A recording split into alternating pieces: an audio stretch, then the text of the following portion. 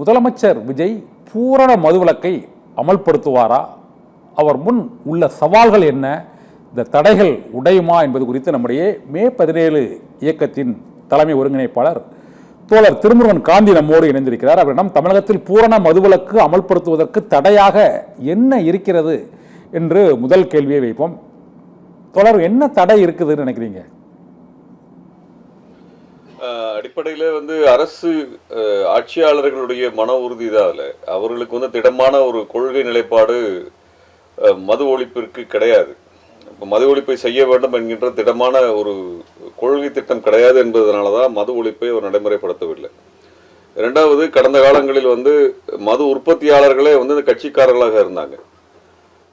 இப்பொழுது அவங்க கட்சிக்காரர்கள் தான் மது உற்பத்தியாளர்களாக மது ஆலையை வைத்திருப்பவர்களாக இருக்கிறாங்க. அவர்களுக்கு கிடைக்கக்கூடிய லாபத்திற்காக இது போன்ற ஒரு கொள்கைகளிலே ஒரு முடிவெடுப்பதிலே அவர்களுக்கு தயக்கம் இருந்தது. ஆகவே அவர்களுக்கான கட்சி உறுப்பினர்களுடைய லாபத்தை தடுத்துவிடக்கூடாது என்பதிலே அவர்கள் மிக தெளிவாக இருந்த காரணத்தால் தான் மது ஒழிப்பை நடைமுறைப்படுத்த மறுக்கிறார்கள். மற்றபடி சாத்தியமற்றது என்பதெல்லாம் கிடையாது. இந்த கடைகள் அடைப்பு ஒரு 717 கடைகள் மூடல் கடந்த திமுக ஆட்சியிலும் ஆட்சிக்கு வந்தவுடன் ஒரு 600 கடைகள் மூடப்பட்டதாக அறிவிக்கப்பட்டது.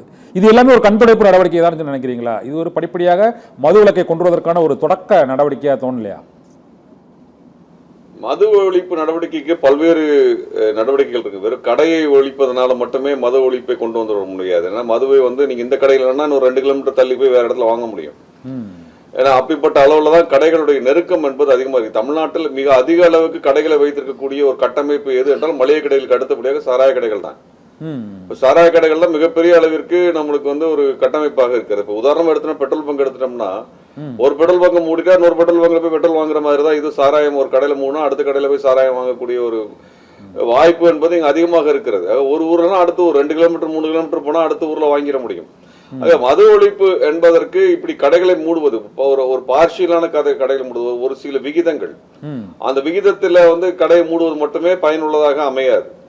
இதற்கென்ற ஒரு விரிவான வேலை திட்டமும் இதற்கென ஒரு கடப்பாடும் தேவைப்படுகிறது. அந்த கடப்பாடு ஆட்சியாளர்களுக்கு கிடையாது என்பதுதான் நிதர்சனமான உண்மை. மற்றபடி அவர் சொல்லக்கூடிய எந்த காரணமும் உண்மையான காரணம் அல்ல.